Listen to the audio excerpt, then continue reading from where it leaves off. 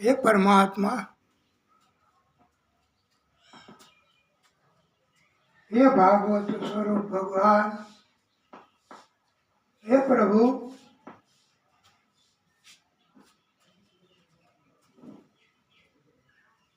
ओम श्री परमात्मने नमः।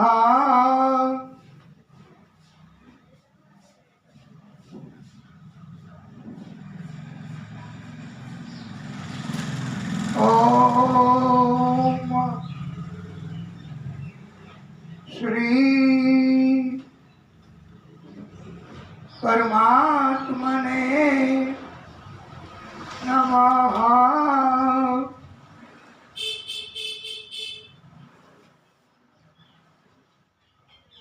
ओम नमः शिवाय, ओम नमः शिवाय। हर हर बोले नमः शिवाय। वाराण्यस्यां तु विश्वेशं त्र्यंबकं गौतमी तटे हिमालये तु केदारं दुष्मेशं च शिवालये सौराष्ट्रे सोमनाथ च श्रीशैले मल्लिकार्जुनम् उज्जैनां महाकालम् ओंकारं ममलेश्वरम् श्री शुकवाच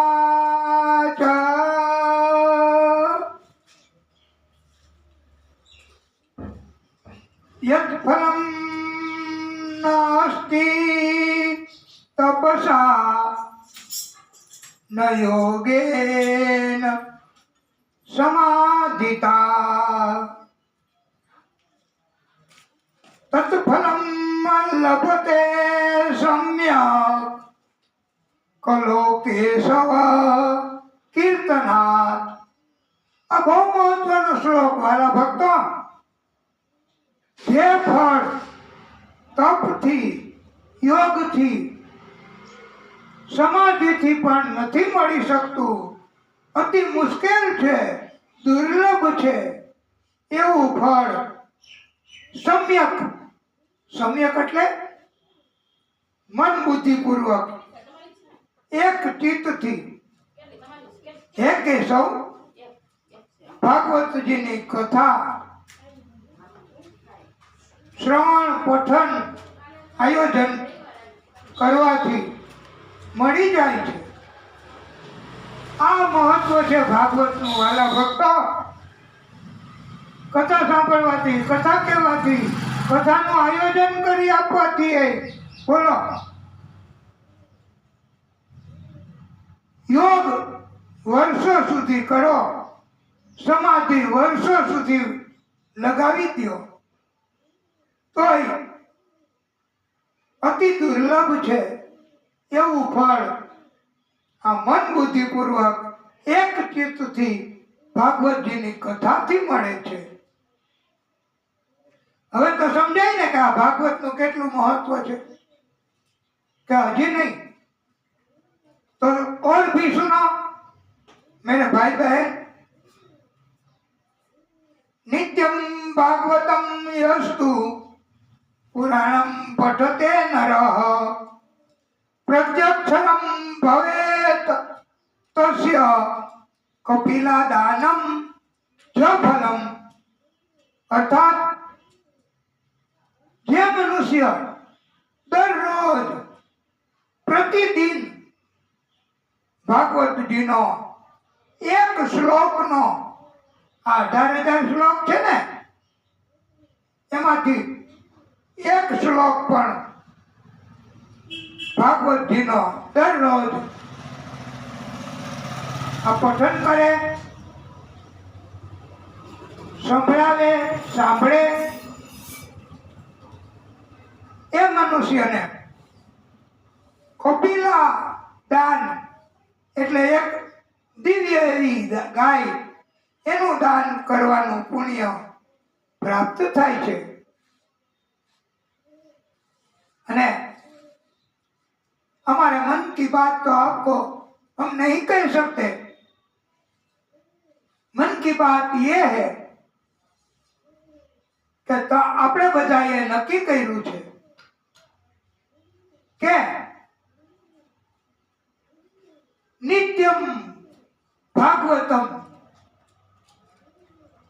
એ આપણે શીર્ષક પણ આપ્યું છે.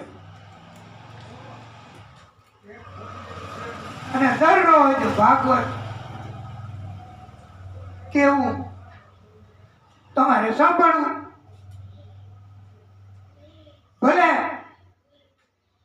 એક શ્લોક, એનો અર્થ, એનું ઉચ્ચારણ આપણે બધાએ કરવું, એવો આપણો બધાનો સંકલ્પ છે વાલા ભક્તો. અને આપને જો યાદ હોય તો કે 2 વર્ષ પહેલા આ પ્રભુની કૃપા થઈ એવું આપણે બધા માનતા હતા. અને આપણે એક શાંત અંદર મકાન પણ આ કથા ઘર તરીકે લીધું છે. અને ત્યાં પણ આપણે આ પરમાત્માનું હજી ઓછું હોય છે ને આપણી ઉપર આ અનુદાન, તો આપણે હજી નથી અમલમાં મુકાવી શક્યા. આપણે બીજી પણ જગ્યા હમણાં 2-3 જગ્યાએ આપણે માગણી કરી છે કે દરરોજ 1 કલાક બસ અમને ભાગવત કહેવા દો. અને યુટ્યુબ મારફતે અમે ભક્તોને સંભળાવશું. કોઈ જાજા ભક્તો ભેગા નહીં કરીએ, પણ હજી કોણ જાણે કેમ આપણી ઉપર કૃપા ઓછી કે પછી એમણે કઈ બીજું જ ધાર્યું હશે તો આપણે નથી અમલમાં મૂકી શકતા. નહીતર આપણે તમને જો ખબર હોય તો ભાઈ હા કે પેલા પેલું એપ્લિકેશન ફોર્મ ભરીને મોકલું હતું. આ જે સંસ્થાઓ છે ને એ વક્તાશ્રીઓને બોલાવે અને એમને કથા કહેવા માટેની તક આપે. એ લોકોએ પણ આપણું કન્સિડર કર્યું કે તમારો અભિગમ બહુ સુંદર છે, અમે આપને બોલાવીશું. આપ દરરોજ અમારા સંકુલમાં 1 કલાક જે સમય આપને અનુકૂળ હોય એ સમયે આપ કથા કહેજો. 1 કલાક બસ. પછી વધારે કેવી એ તો રુચિ મુજબ, ભક્તની ઈચ્છા હોય તો વધારે પણ હજી સુધી એ પણ નથી આપણને બોલાવી શક્યા કે આપણે જઈ શક્યા નથી. અને આપણામાંથી 1-2 મિત્ર કે ભક્ત તો એ કે ગમે ને જવું પડે ને શાયદ આવી ઠંડીમાં દિલ્હી, તોય આપણે કંબલ ને એવું બધું ઓઢી લેશું. હલો શું કહેવાય હીટર, હા એ પણ મુકાવી દેશું. વાતાવરણ શિયાળો ઉનાળો ચોમાસું એ તો એનું કાર્ય કર્યા જ કરે વાલા ભક્તો. તો આપણે કઈ એની અટકાયતથી, વાતાવરણની અટકાયતથી કઈ કથાને છોડી દેવાય? એ તો ભગવાને કીધું જ છે આપણને કે મેં હું ના કીધું છે? હા, ઊભા થઈને મેં હું ના અબ ગતિ કરો, गति करो, गति करो, गति करो, बस। पीछे मुड़ के मत देखो क्या खोया और क्या पाया, ये मत देखो। અને वो बैठा है ना परमात्मा સર્વવ્યાપ્ત અને સર્વ જ્ઞાતા છે।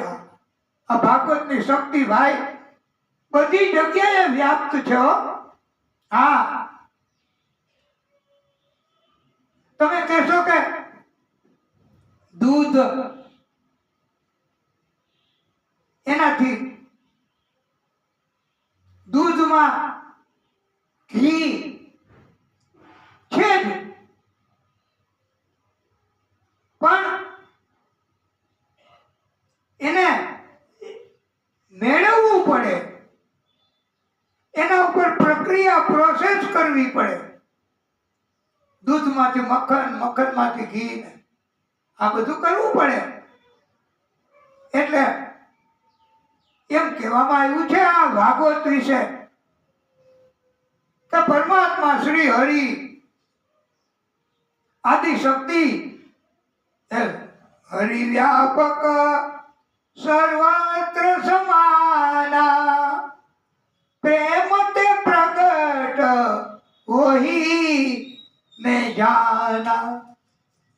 દરેક જગ્યાએ ભગવાન તો રહેલા છે, એની શક્તિ છે જ, પણ એને પ્રગટ કરવી પડે, એની કથા કરવી પડે, એની કથા સાંભળવી પડે, એની કથાનું આયોજન કરવું પડે। આ બધું આપણે કરવું પડે વાલા ભક્તો, તો જ હા પરમાત્માની કૃપા થાય। અને જાઓગે કહા, આ પરમાત્માને મૂકીને તુમ કહા જાઓગે, પરમાત્મા કો છોડ કે। પરમાત્માએ તો કીધું છે તું જહાં ચલેગા मेरा साया, मेरा साया, मेरा साया साथ होगा।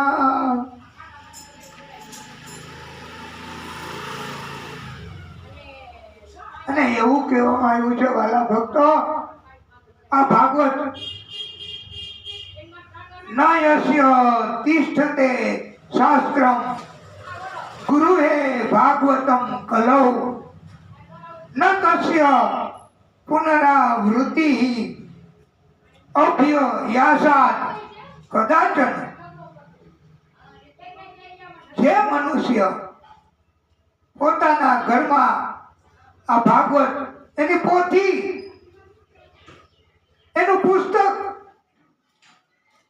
રાખતો નથી, તેના ઘરમાં રહેનારાઓને યમના પાસના બંધનોમાંથી ક્યારેય છુટકારો મળતો નથી। વાલા ભક્તો, આ ભાગવતની પોથી આપણે ઘણી વખત કથામાં જઈએ અને કથા આયોજિત હોય તો આપણા વતી પણ ત્યાં ભૂદેવ આ પોથી રાખીને પાઠ કરતા હોય છે, અને કથા પણ એ પોથીને અસર કરે છે। પછી કથા અંતિમ દિને વિરામ પામે ત્યારે આપણી પોથી આપણી ઘરે એ પહોંચાડી દે છે। તો આ પોથી ઘરમાં રાખવાનું જો આટલું મહત્વ છે વાલા ભક્તો, કે યમના પાસના બંધનો ક્યારેય નથી આવતા જેના ઘરમાં ભાગવત હોય છે। આપણે આ ભાગવત એમનું આ મહત્વ કલિયુગમાં તો જ્યાં જ્યાં ભાગવત શાસ્ત્ર છે ત્યાં ત્યાં પ્રભુ શ્રી હરિ વિષ્ણુ પરમાત્મા કહે છે કે હું બધા જ દેવોની સાથે લઈને હંમેશા વાસ કરું છું. હવે તો તમે લખી લેજો ભાઈ, અથવા તો યુટ્યુબમાં સર્ચ કરજો પ્રતાપભાઈ વ્યાસ અને એમાંથી પાછું ફરીવાર રિપીટ કરીને જોઈ લેજો કે આ પોથી છે જેના ઘરમાં ભાગવત વચાય છે, જેના ઘરમાં ભાગવત સાંભળે છે જેના ઘરના સભ્યો, ત્યાં આ પરમાત્મા આદિશક્તિ કહે છે હું હાજર રહું છું અને બધા દેવો પણ ત્યાં હંમેશા વાસ કરે છે. તો હવે ભાગવત આપ ઘરે લઈ જશો કે? અને હવે પછીની કથા આપણે કરીએ ને ત્યારે આપણા વચ્ચે એ પોથી અને વાલા ભક્તો આ પોથીનું કેટલું મહત્વ છે, આ ભાગવતનું કેટલું મહત્વ છે એ તો જ્યારે અમે આ અંતિમ દિવસની કથા સપ્તમ દિન એની કથા પૂરી કરીએ ને ત્યારે આ પોથી વૈષ્ણવ અગાઉથી નોંધાવી જાય છે કે દાદા અમારું ઘર બાજુમાં જ છે, પોથીની પધરામણી અમારી ઘરે કરાવજો. અને એમની ઘરે પોથીની પધરામણી થાય છે, ત્યાં દીપક જલાવાય છે અને ત્યાં કે જ્યાં પોથી પધરામણી કરે એ જગ્યાએ બધા દેવો સાથે પરમાત્માની શક્તિ હંમેશા રહે છે. અરે એ બધું તો બાજુ ઉપર રાખો મેરે ભાઈ બહેન. જે મનુષ્ય જીવ ભાગવતને જોવે અને પ્રણામ કરે, નમસ્કાર કરે અને ભાગવતની સન્મુખ આવે એને પદે પદે અશ્વમેઘ યજ્ઞ કર્યો હોય ને એટલું પુણ્ય મળે છે. એટલે પોથીની સન્મુખ આવો ને આપ તો પણ તો હવે ભાગવતનું મહત્વ કેટલું બધું આ ગણી શકાય.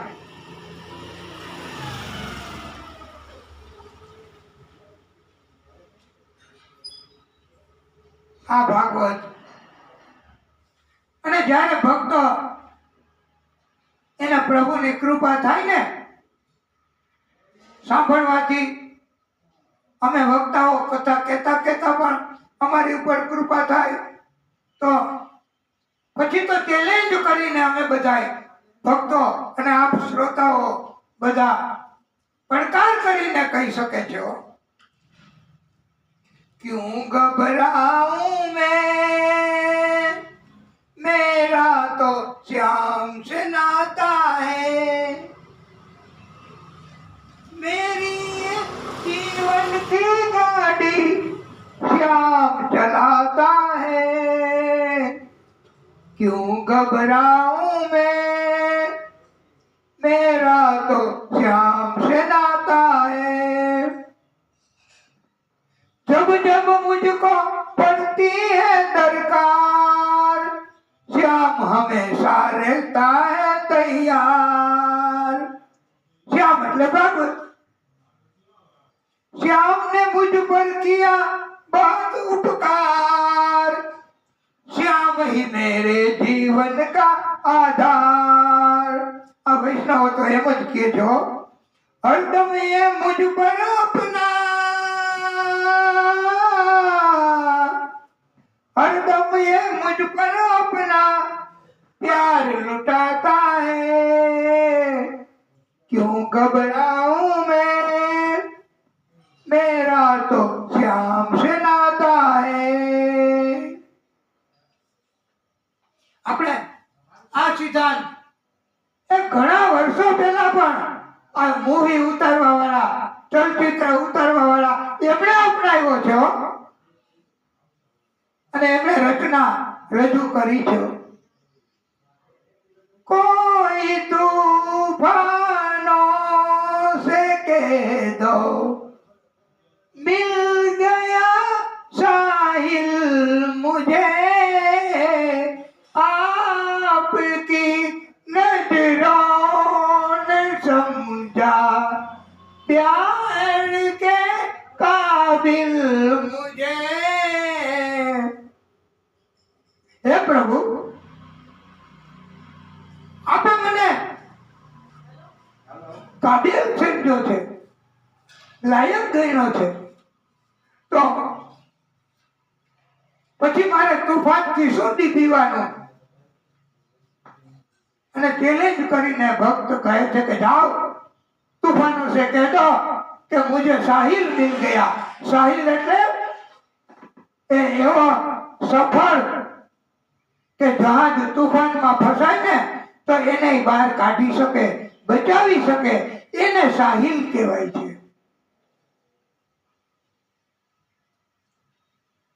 આ સિદ્ધાંત વાળા ભક્ત ભાગવતજીનું મહત્વ આપણને હવે તો જેને કહેવાય ને ઠાસીને સમજાવે છે. दीवाना बना दिया हमें, मस्ताना बना दिया, बनवारी गिरधारी, बनवारी गिरधारी, बनवारी तेरी यार में दीवाना बना दिया। पाप का दरबार मेरा आशियाना हो गया, श्याम प्यारे आपसे रिश्ता पुराना हो गया। लगन तुमसे लगा बैठे,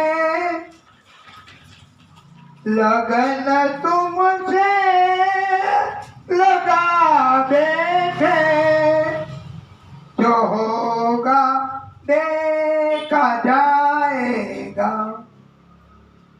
तुम्हें अपना बना बैठे। हे प्रभु, तुम्हें अपना बना बैठे, जो होगा देखा जाएगा। क्या होगा? कुछ नहीं होगा मेरे भाई, उससे रिश्ता पुराना हो गया। आ परमात्माની સાથે આપણે જોડાઈ ગયા બસ. અને પરમાત્મા કહે છે ને, શ્રીનાથજી બાવા પુષ્ટિ લીલા કરે છે, એ પણ કહે છે કે એક બાર તમે કોઈ પણ ભક્ત એમને મારી સાથે સંપર્ક કરાવી દો, પછી હું એમને માલામાલ કરી દઈશ. માલામાલ મતલબ ભક્તિ, અને એને ક્યારેય નહીં છોડ્યું. આવું પ્રભુએ કહ્યું છે. અને પહેલા તો દુનિયાથી બીતા હોય, ભક્તિમાં આપણે જાય ને ત્યારે કે દુનિયા કે આવડું મોટું તિલક, દુનિયા કે આવડો મોટો ચાંદલો, દુનિયા કે આવી સુંદરી, દુનિયા કે વ્યાસપીઠ ઉપર આવી રીતે કથા. पर ये तो जगत का ख्याल है, दुनिया से हमें क्या लेना देना। प्रभु से लगन लगा बैठे, हमने खबर ही नहीं होती भाई कि हमें क्या शू પહેર્યું છે. અંદર કથા કોણ આવીને કહી જાય છે, અને રેકોર્ડિંગ સાંભળીએ ત્યારે ખબર પડે કે આવું ભજન, આવું કીર્તન આ મેં કીધું? લે, મને તો આ કલ્પના નહોતી કે હું આવું બોલી શકીશ. અને વ્યાસપીઠ ઉપરથી ઉતર્યા પછી અમે કાંઈ નથી બોલી શકતા, અમને કાંઈ નથી ખબર પડતી. પણ આ તો પરમાત્માની કૃપા છે કે એના અમે બની ગયા છે. દીવાને બન ગયે તેરે, દીવાને बन गए तेरे, तो फिर दुनिया से क्या लेना, तो फिर दुनिया से क्या लेना. लगन तुमसे लगा बैठे, जो होगा देखा जाएगा.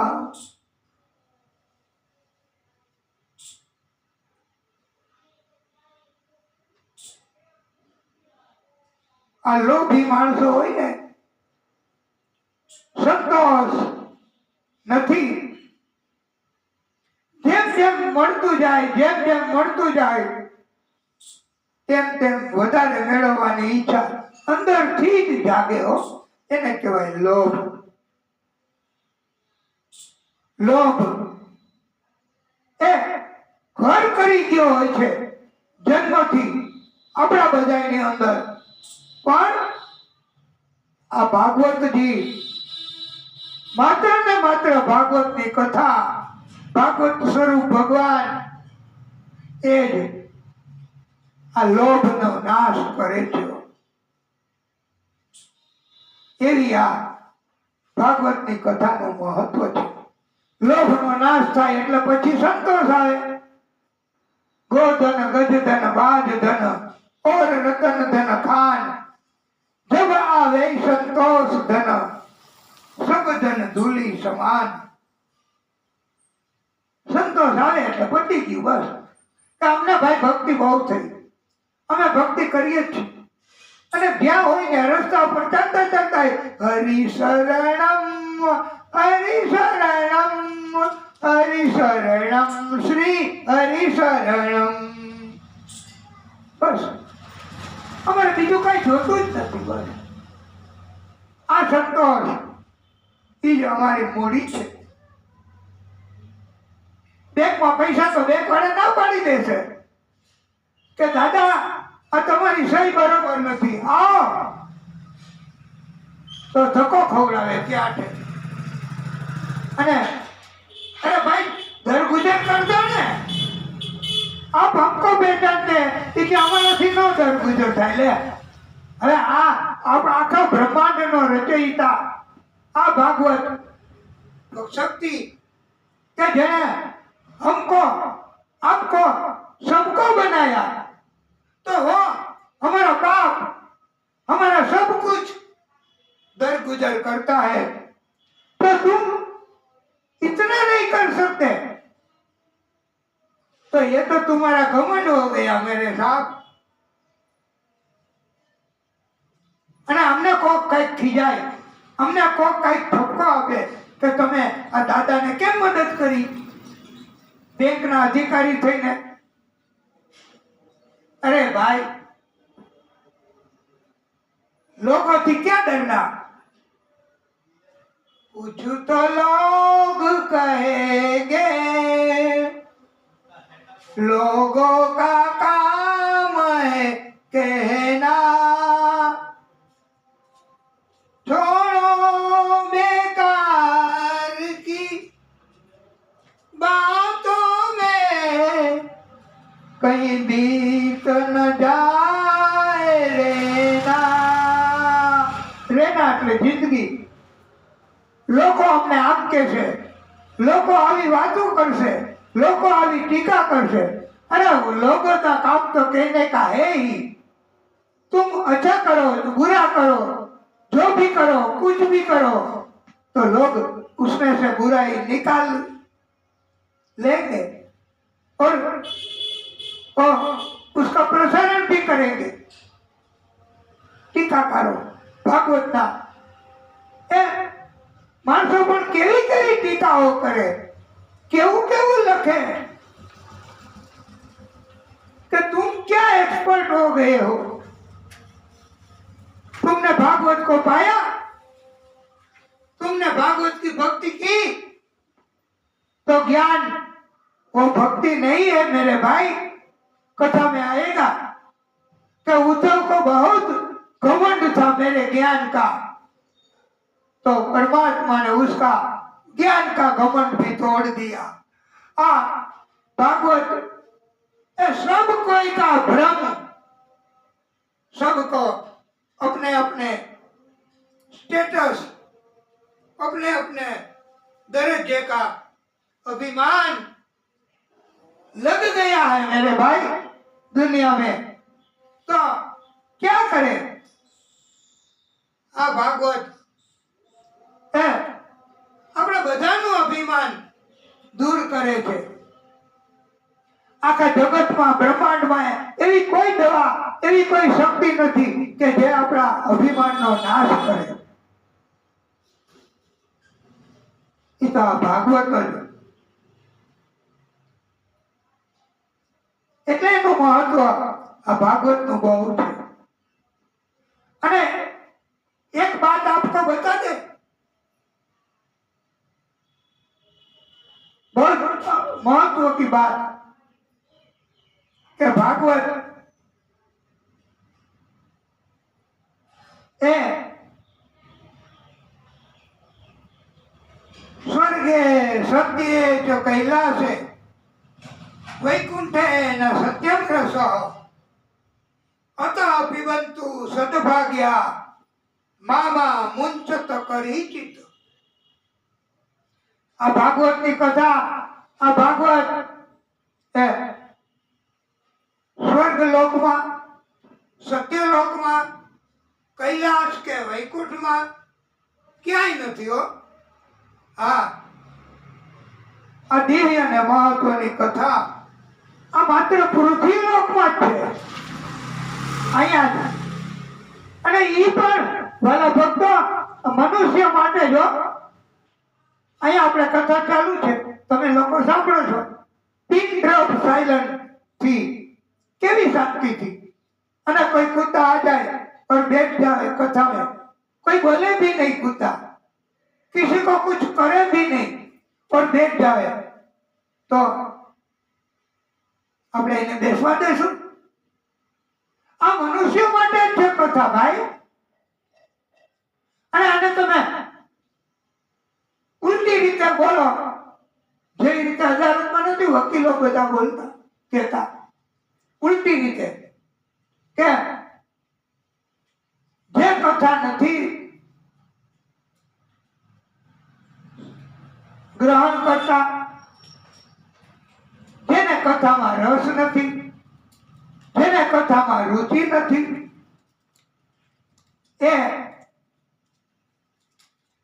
एम कहो ने मारा भाई के ये मनुष्य नहीं। एक बार एक वक्ता एमने एवी सुंदर बात की थी वो कथा में के एक भक्तोए पूछ्યું કે मानस मरे तो मानस तरीके जन्मे के पछी?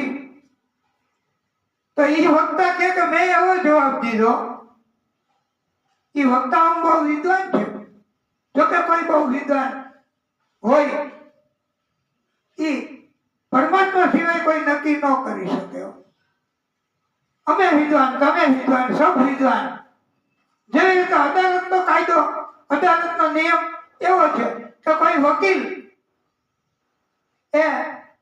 મહિનોથી વકીલાત ચાલુ કરી હોય તો એને આપણે એમ જ કહેવાય કે મારા વિદ્વાન મિત્ર झूठी गवाही दे रहे हैं, એને વિદ્વાન જ કહેવાય। અને જજ મહોદય શ્રી પણ એ પણ વકીલોને વિદ્વાન મિત્ર જ કહેતા હોય છે। બધા વિદ્વાન જ હોય। परमात्मा सिवाय, आदि शक्ति सिवाय મહાવિદ્વાન તો કોઈ હોય જ નહીં. અને કોઈ અમારી કથા આ કરીએ તો એમાં 2 માણસો આવે, 4 માણસો આવે, 50 માણસો આવે. અને અમારી કથા આપણે બધા કરીએ છીએ તો એમાં ખર્ચ કદાચ એટલો થાય, બહુ ઓછો કરાવીએ છીએ. અને ઘણા વક્તાઓ એમની બહુ પ્રખ્યાતિ હોય કે નહીં એ તો ભગવાન નક્કી કરે ભાઈ. પણ માણસો એવું નક્કી કરે કે અમે તમારા માટે કરોડો રૂપિયાનો ખર્ચો કરીશું, તમે કથા કરો. તો એના માટે કરોડ રૂપિયાનો ખર્ચો કરવા વાળા હોય તો એનાથી કઈ મોટા વક્તાઓ ન બની શકાય. અને કોઈ વક્તા પાછળ ગરીબ માણસો હોય, પૈસા ન ખર્ચી શકે તો એ વક્તા કઈ નાના વક્તા ન કહી શકાય, કે એ કથા કોઈ નાની કથા ન કહી શકાય. દેવાનામપી દુર્લભમ ઇતિ ભાગવતી વાર્તા. દેવોને પણ નથી આ મળતી ભાગવતની કથા. એટલે એમ કહેવામાં આવે છે વાલા ભક્તો કે માણસ મરે તો માણસ જન્મે. અને આપણે જેતપુરમાં પણ હમણાં જ હવે થોડાક સમયમાં જો એ બહુ મોટી કથા, બહુ મોટું ધન ખર્ચાય અને ગામડે ગામડે આ કદમ ઉપર બેનર ને પોસ્ટર ને બધું લગાડેલું છે. એ તમને બધાને ખબર છે. તો લોકોને એમાં કાંઈ ફેર નથી પડતો.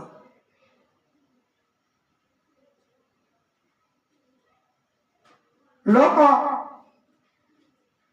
એને તો બસ ભાગવત જેટલું થઈ શકે એટલું કરવા. અને ઉપદેશ તો માત્ર એમ કહેવાય છે મોટે ભાગે કે અમે પોતે ઉપદેશ બીજાને આપીએ. અમારે અમલ નહીં કરી શકતા હોય એવું બનતું હોય. અમને આ ઘણા લોકો તમે ઓળખો છો કે અમારે એવું કઈ અભિમાન જેવું નહીં ભાઈ. અમે તો કથા કરાવતા પહેલા મુંડન કરવું આમાં લખ્યું છે તો કરીએ છીએ. અને પછી નથી કરતા અઠવાડિયું, 10 દિવસ, મહિનો દિવસ પછી નથી કરતા કાંઈ. આ ફોડ કરવા નહીં. અમે થોડું પાલન કરવાનો પ્રયત્ન. અને આપણે તો જ કહી શકાય ને કે નિયમનું પાલન કરો મેરે ભાઈ તો વો રાજી હોગા.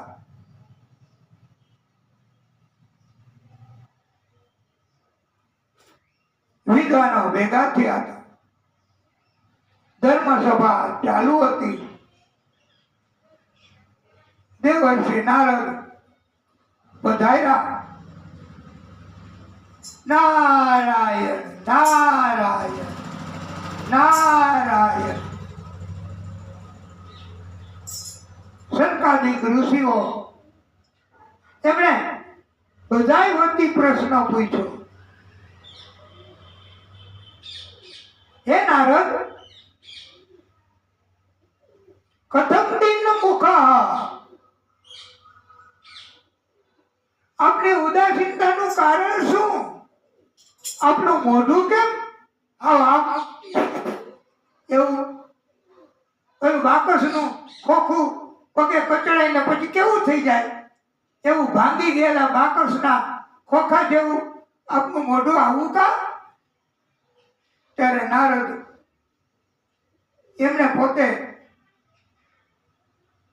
પોતાની વાત કરી કે કલયુગ શરૂ થઈ ગયો છે અને મોટે ભાગે બધા દુખી કલયુગમાં આવું જ હોય. કે जिसने पाप न किया हो जो पापी न हो वो पहला पत्थर मारे तो કોઈ પથ્થર માર્યો જ નહીં. આપણાથી જાણતા અજાણતા થોડું થોડું તો થઈ જ ગયું હોય પાપ. એટલે આપણે પછી કેવી રીતે અને બધા કલીની અસરમાં મોટે ભાગે હોય છે 90%, 99% માણસો અને મંદમતીઓ કલિયુગમાં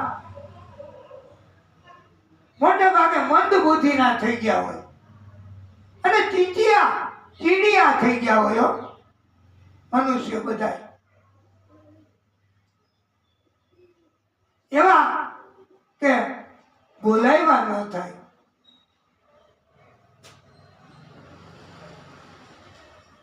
ત્યારે યમુના નદીના કિનારે એક તરુણી કિશોરી દુઃખી અવસ્થામાં હતી. બે વૃદ્ધો એની બાજુમાં પડ્યા હતા, અપાહિજ જેવા, ઊભા ન થઈ શકે એવા. ત્યારે એ તરુણીને મદદ કરતી હતી સેવાઓમાં વૃદ્ધોની. એ ભક્તિ દેવી હતી તરુણી અને બધી પવિત્ર નદીઓ હતી એને મદદ કરતી હતી. એ જ્ઞાન અને વૈરાગ્ય એ આવી રીતે પડ્યા હતા.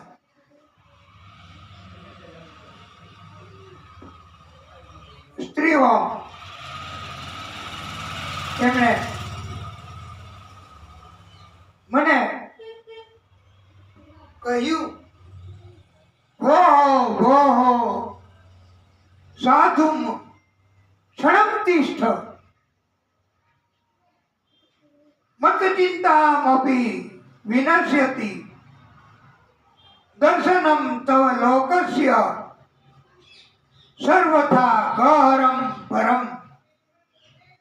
એ મહાત્મા, એ સાધુ, એક ક્ષણ થોભી જાઓ અને મારી ચિંતા દૂર કરો. આ જ્ઞાન અને વૈરાગ્ય છે. હું ભક્તિ દેવી, લોકોને જ્ઞાનમાં રસ નથી. વૈરાગ્ય તો પછી ક્યાંથી આવે? વૈરાગ્ય આવે તો છૂટે ને. આપણે નથી કહેતા ઘણા કે ચમડી તૂટે પણ દમડી ન છૂટે. આ ભલે ચામડી, હાથ પગ એને નુકસાન થાય, કોઈ ચાબુક મારે, એન્ટર મારે, લાકડી મારે તો, પણ દમડી ન છૂટે. પહેલાના વખતમાં રૂપિયા પૈસા નહોતા, દમડી હતી. એક દમડે તો ઊંટ મળતું હતું મોટું. એક દમડું આપો એટલે ઊંટ મળે. તો એવા હતા લોકો કે કોઈને દમડી ન આપતા. જેમ અત્યારે કોઈને 1 રૂપિયા ન આપે એમ ચમડી તૂટે પણ દમડી ન છૂટે.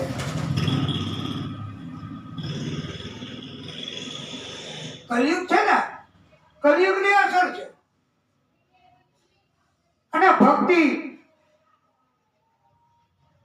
જો પર્યાપ્ત રીતે થઈ હોય જેની, તો એને પછી જ્ઞાન આવે અને એને પછી વૈરાગ્ય આવે.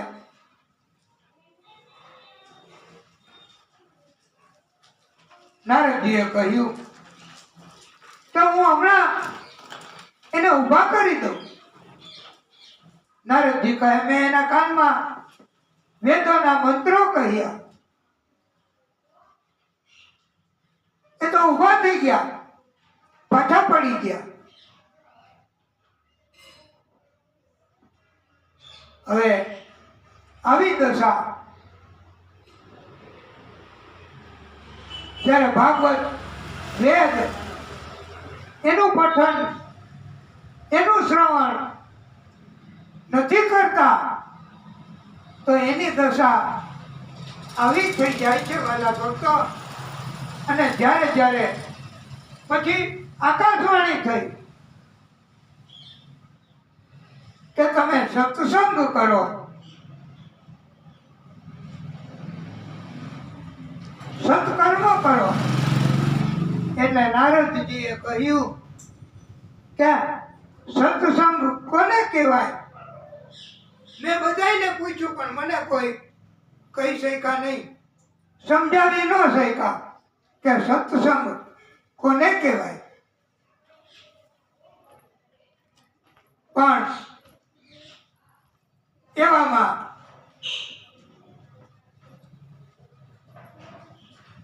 આ સત્સંગ એ હું આપને પૂછું છું કે સત્સંગ કોને કહેવાય. ત્યારે શંકાદિક ઋષિઓએ કહ્યું, હે નારદ, ભાગવતની કથા એ મોટામાં મોટો સત્સંગ છે. તો નારદજી કહે કે તમે કથા વાંચો, હાલો 4 ઋષિઓ, એક થાકે એટલે બીજો, બીજો થાકે ત્રીજો, ત્રીજો થાકે પછી ચોથો, કથા ચાલુ જ રહે. એવું કરો. અને શંકાદિક ઋષિઓએ કહ્યું કે હરિદ્વાર બદ્રિકાશ્રમ એ વિસ્તારમાં હાલો ત્યાં જઈએ અને યમુના નદીથી દૂર આ ગંગા દ્વાર હરિદ્વાર ત્યાં કથાનું આયોજન કર્યું. શંકાદિક ઋષિઓએ સૌથી પહેલા વહેલી 7 દિવસની કથા એ શરૂ કરી છે વાલા ભક્તો. અને કથાનો આ તમે you see the importance of Bhagavat, કે કથાનો એક શબ્દ હજી તો ઉચ્ચાર કર્યો ને શંકાદિક ઋષિઓએ, ત્યાં તો આ ગંગા નદી અહીંયા કથા શરૂ અને શબ્દ એક જ ચાલુ કર્યો. ત્યાં તો વાલા ભક્તો એટલે દૂર યમુના નદી, ત્યાં ભક્તિ, જ્ઞાન, વૈરાગ્ય એની ઉપર અસર થયો. એટલે દૂર. એટલે તમે એમ ન માનતા કે આ તો જેતપુરમાં કથા છે તો આની અસર અરે થાય ભાઈ. આની અસર જામનગરમાં થાય, આની અસર દિલ્હીમાં થાય અને થઈ છે. ભાગવત લખે કે જ્ઞાન અને વૈરાગ્ય અપાઈ જતા, ઉભા નહોતા થઈ શકતા. યા ભાગવતની કથા એના કારણથી એ ઉભા થઈ ગયા અને કથા એની અસર થઈ. કીર્તન કરવા લાગ્યા, નાચવા લાગ્યા. ભક્તિ, જ્ઞાન, વૈરાગ્ય અને બધી પવિત્ર નદી સ્ત્રી સ્વરૂપે હતી એ બધી. અને કથા પાંડાલમાં આવી ગયા, ગંગાદ્વારમાં નાચતા નાચતા, કીર્તન કરતા કરતા. શ્રી કૃષ્ણ ગોવિંદ હરે મુરારે, હે નાથ નારાયણ વાસુદેવ, હે નાથ નારાયણ વાસુદેવ.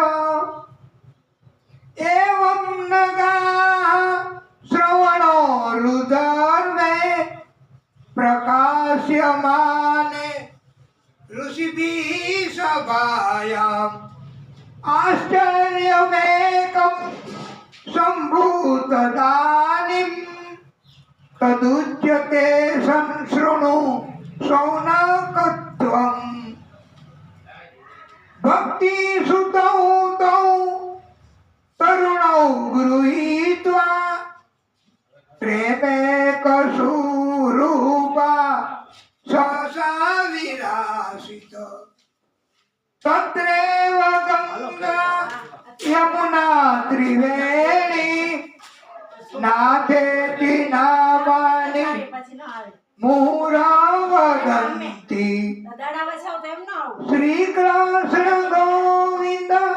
હરે મુરારી હે નાથ નારાયણ વાસુદેવ. અને બધાને આશ્ચર્ય થયું કે આ કથાની અસર આટલી બધી દિવ્ય કે ઊભા ન થઈ શકે. એ ઊભા થઈને દોડવા લાગે, નાચવા માંડે, કીર્તન કરવા માંડે. એ આ ભાગવતની કથાની અસર છે વાલા ભક્તો. તો હવે તો આનું મહત્વ સમજાણું કે પછી? આ તો ભલે ભાઈ, આ બહુ મહત્વ ભાગવતજીની કથાની. અને આજે પણ અમે ઘણી જગ્યાએ જાય છે તો એ કે દાદા 3 દિવસથી આ નથી કઈ ખાધું, ઉભાઈ નથી થઈ શકતા, પરમ ભક્ત. તો અમે ખાલી માત્ર ભાગવતજીની કથા, એની વાત, એનો કોઈ દ્રષ્ટાંત, એનો કોઈ પાઠ રજૂ કરીએ ને તો એ કે લે મને તો કોણ જાણે કેમ આ જાણે દવા કરતા પણ વિશેષ ફાયદો થયો હોય એવું લાગે છે. તો આજે અસર છે ભાગવતની. હા, કોઈ એવું સાબિત નથી કરી શક્યા કે ભાગવતની કથાની અત્યારે અસર નથી. અરે ભાઈ બહેન, तुम जाओ, करोड़ों रुपया એના ખર્ચે પણ આ કથાઓનું આયોજન થાય છે. અને વિદેશમાં પણ કથાઓના આયોજન થાય છે, ગલીએ ગલીએ, ગામડે ગામડે. અને માગસર મહિનો પ્રભુ પરમાત્માએ પોતાના મુખેથી કીધું છે ભાઈ કે માસોમાં મૃગશીર્ષ માસ અહમ, કે બધા મહિનાઓમાં માગસર મહિનો એ હું પોતે જ છું. તો કરી લ્યો ભક્તિ, કરી લ્યો કથાઓ, જેટલી થઈ શકે એટલી સાંભળી લ્યો ભાઈ. અને અવસર ટ્વીકા મેહુલા, કૃષ્ણ નામ લેતા રસ કેમ થાય છે, આજ લેશું કાલ કે દી થાય છે. આ તો એના જેવું થયું, આજે રોકડા કાલે ઉધાર, રોજ ઈ નહીં, કાલે લેશું કાલે લેશું, ઘટપણમાં લેશું ઘટપણમાં લેશું. પણ નથી કોઈ આ અપનાવી શકતા. પણ આ તો પુણ્યની કમાણી હોય તો જ ભાગવતની કથા સાંભળવા મળે. અને પરમાત્માએ કાયમી રીતે પછી ક્યારે આવી દશા ન થાય, ભક્તોની અપાહિજ ન બને, એટલા માટે પરમાત્માએ એમને કાયમી રીતે એવી જગ્યાએ વાસ આપ્યો ને કે મારા ભક્તના હૃદયમાં તમે વાસ કરો. એટલે ભક્તના હૃદયમાં ભગવાન હોય છે હંમેશા. અને એટલે ભક્તના હૃદયમાં વાસ કરવો તો ભગવાન ભક્તના હૃદયમાં હોય એટલે ક્યારેય એને અસમર્થતાઓ ન લાગે, ક્યારેય દુઃખ, તકલીફ, ત્રાસ, દર્દ ન થાય. અરે શારીરિક પીડા તો કોષ દૂર ભાગી જાય છે ભાઈ આ ભાગવતની કથાથી. અને પ્રભુએ કાયમી રીતે ભક્તિ, જ્ઞાન, વૈરાગ્ય અને પવિત્ર નદીઓ એમનું આ દુઃખ દૂર કર્યું છે. આ સુખદેવ પ્રભુ પણ જ્યારે કથા સંભળાવવા તૈયાર થયા પરીક્ષિતજીને, ત્યારે દેવો સ્વર્ગમાંથી અમૃતનો કુંભ લઈને આવ્યા. આવડો મોટો ઘડો સ્વર્ગમાંથી લઈ આવ્યા, સ્વર્ગનું અમૃત. અને દેવોએ કહ્યું કે પરીક્ષિતજીને મૃત્યુ ન આવે એટલે કથા સંભળાવી છે ને, તો આ એમને પીવડાવી દો અમૃત સ્વર્ગનું, એને ક્યારેય મૃત્યુ નહીં આવે. અને બધાને પીવડાવી દો, આખો અમૃત કુંભ લઈ આવ્યા છે. તો પછી પરીક્ષિત અને સુખદેવજી કહે કે તો અમારે પછી કરવાનું શું? આના બદલામાં તમને શું આપવાનું? લે, તો દેવોએ શું માંગ્યું કે આ અમૃત ના બદલામાં આ કથા અમને સંભળાવો. લ્યો, લે કેટલું મહત્વ આની અંદર જ આવી ગયું કે સ્વર્ગનું અમૃત એ પોતે જાણે છે કે એટલું બધું વેલ્યુબલ નથી જેટલી કથા. એટલે તો આવી લાલચ આપવા આવ્યા, કપટ કરવા આવ્યા. અને કપટ કરે એને ભગવાન મદદ કરે નહીં. એટલે કપટ. અને દેવોને ના પાડી દીધી હો.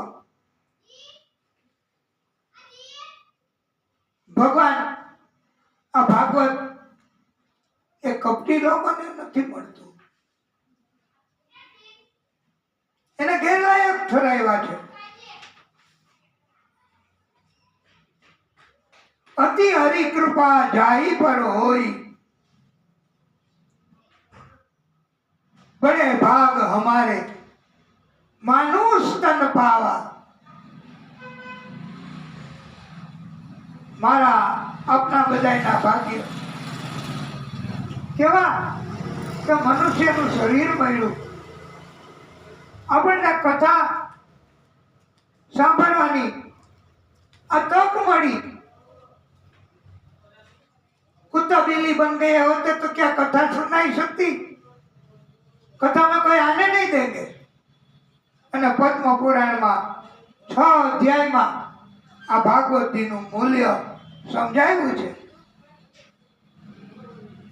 બડા બડાઈ ના કરે, બડા ન બોલે બોલ, હીરા મુખ સે ના કહે, લાખ મારા મોલ. હવે વધી ગયું ને, હવે લાખ ને બદલે કરોડ થઈ ગયું.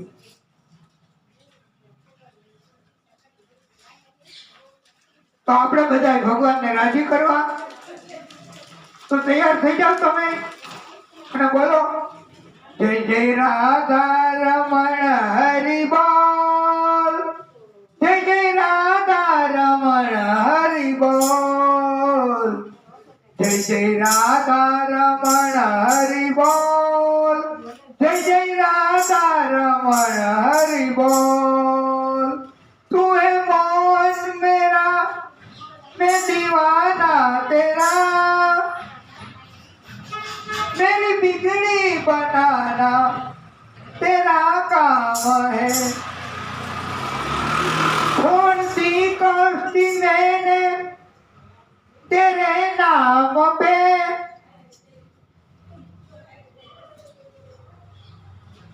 उसे पार लगाना तेरा काम है. जय जय राधा रमण हरि बोल, जय जय राधा रमण हरि बोल. तेरी चौखट में आना मेरा काम है, मेरी दुनिया बसाना तेरा काम है. मस्त मस्त रहे, मस्ती तेरी रहे, ऐसा जाम पिलाना तेरा काम है. जय जय राधा रमण हरि बोल, जय जय राधा रमण हरि बोल. ભાગવતજી એમનો પહેલો શ્લોક, પ્રથમ શ્લોક શ્લોક એ જકાર થી શરૂ થાય છે. આ જ અક્ષર દગ્ધ અક્ષર છે, સળગતો અક્ષર છે. એના હૃદયમાં આગ છે, એટલે જ થી શરૂ થાય છે પ્રથમ શ્લોક. જન્માદાસ્યતો વયાતિ તરતા ચાતે સ્વ પીત્ય સ્વરાટ તેને બ્રહ્મ હૃદય આદિ કવયે મુહ્યંતિયા સૂર્ય તેજો વારિમૃદામ યથા વિનિમયો યત્ર ત્રિસર્ગો મૃષા ધામના સ્વેન સદા નિરસ્તકુહુકમ સત્યમ પરમ ધીમહિ સત્યમ પરમ ધીમહિ. આદિશક્તિ નારાયણ પ્રભુ એ તેજ સ્વરૂપમાં છે, જ્યોતિના સ્વરૂપમાં છે. એનો કોઈ આકાર નથી, નિરાકાર છે. આખા બ્રહ્માંડ, જગત, દુનિયા, પૃથ્વી, બધા જ જીવોનું સર્જન, પાલન પોષણ અને સંહાર કરવાનું કાર્ય કરે છે એ આદિશક્તિ. મારું, તમારું, બધાનું પાલન પોષણ એ જ કરે છે. તો પ્રભુ સિવાય કોઈ ન કરી શકે. હા, કદાચ કોઈ સંતાનો એમ કે અમે અમારા માતા પિતાનું ધ્યાન રાખીએ છીએ, પાલન પોષણ કરીએ છીએ, તો ના, એ તો એક જાતનો આપણો વેમ છે. અને વૃદ્ધોનો એવો વેમ હોય કે એ અમારું ધ્યાન રાખે છે. પણ સારી ભાષામાં તો આજકાલ તો એવા સંતાનો કે એમ કે છે કે માતા પિતા અમારી સાથે છે, એમ એમ ન કહેવાય. એ તોહીન થઈ જાય. અમે અમારા પિતાની સાથે છીએ એમ કહેવાનું. એમ આપણને આ પ્રભુ પ્રેરણા કરે છે. કોઈ એમ કે હું તને મારી નાખીશ, તો તું કોણ હોતા હે મારને વાલા? मारने वाला है कोई, बचाने वाला है कोई. આ બીજા કો આદિશક્તિ છે અને એનું ધ્યાન કરવાનું. સત્યમ પરમ ધીમહિ એમ કહ્યું છે. પ્રભુથી કાંઈ આપણે છુપાવી શકતા નથી. પ્રભુ સર્વ દ્રષ્ટા છે. એને ખબર પડી જાય ભગવાનને કે આપણા હૃદયમાં શું છે, આપણા કેવા વિચારો છે એને.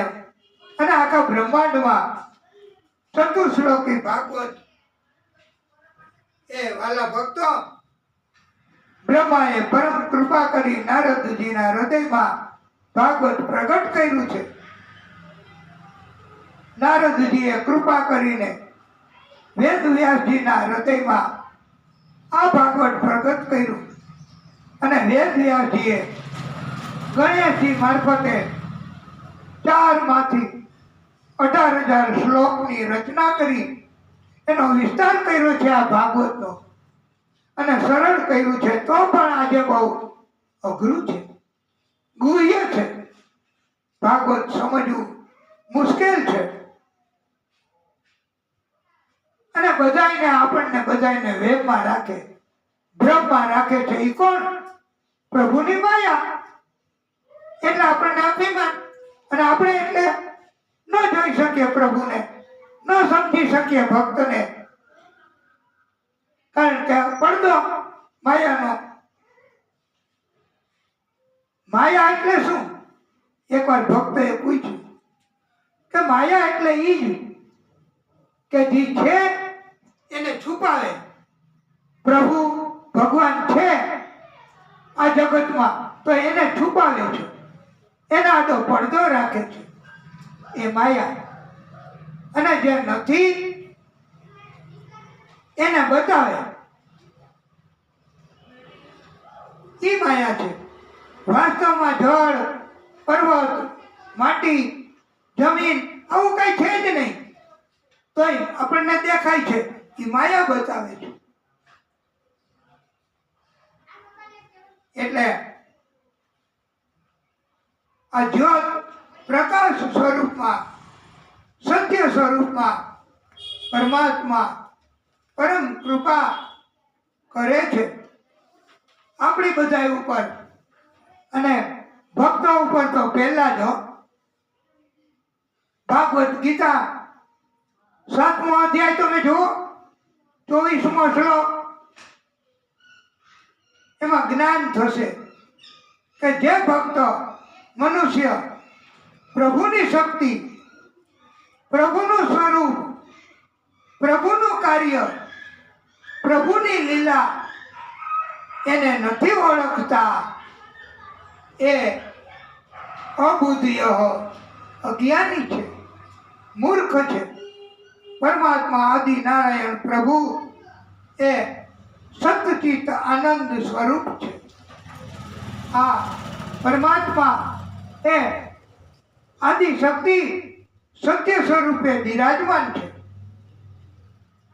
એ પછી અયોધ્યામાં રામજીના સ્વરૂપમાં, કાશીમાં મહાદેવજીના રૂપમાં, વૃંદાવનમાં કૃષ્ણના રૂપમાં આદિશક્તિ પરમાત્મા રહેલા છે. દરેકના ઘરમાં, દરેકના હૃદયમાં દેખાય એવી આ પ્રભુ એક જ કૃપા કરી શકે છે આપણી ઉપર. હે પરમાત્મા, હે પ્રભુ, ईश्वर सत्य है, सत्य ही शिव है, शिव ही सुंदर है. એટલે કે હે પ્રભુ, સત્યમ શિવમ સુંદરમ, સત્યમ શિવમ સુંદરમ,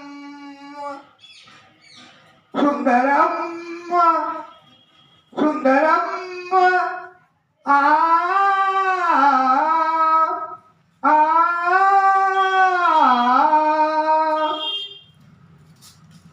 સત્યમ શિવમ સુંદરમ. સત્ય, પ્રેમ, કરુણા એ જ બ્રહ્માંડનું પ્રેમ સ્વરૂપ છે. આ બ્રહ્માંડનું સ્વરૂપ આ રીતે. અને ઈશ્વર ભક્તો માટે થઈને જ આકાર લે, પ્રગટ થાય અને શરીર ધારણ કરીને આવે છે. એ કથાઓ આપણે કહીશું એટલે આખું ભાગવત એમાં આવી જશે.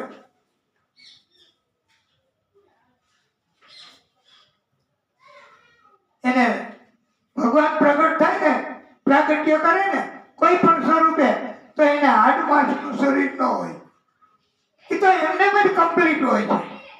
દેખાય એવું 2 હાથ 2 પગ, પણ એ પૂર્ણમાંથી, પૂર્ણ શક્તિમાંથી પ્રગટ થાય અને પોતાનું કાર્ય કરીને પાછું પૂર્ણ શક્તિમાં ફેરવાઈ જાય છે, એમાં ભળી જાય છે.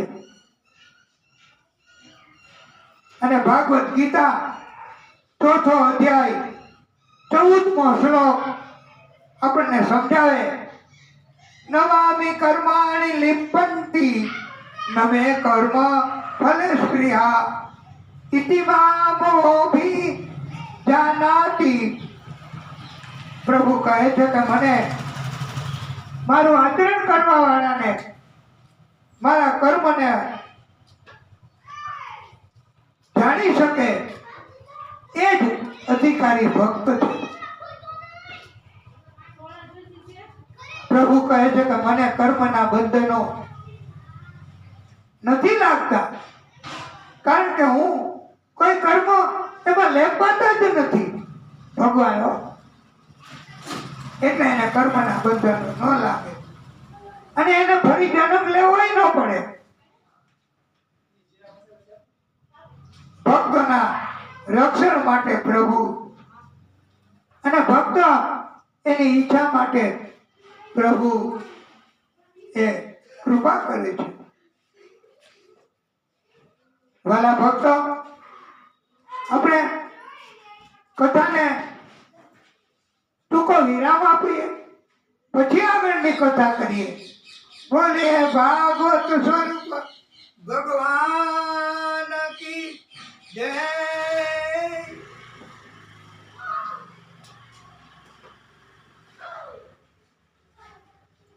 હે પ્રભુ,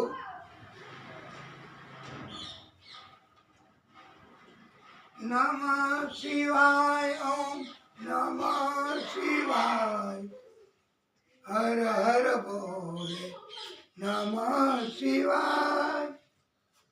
હે ભાગવત સ્વરૂપ ભગવાન, હે પ્રભુ,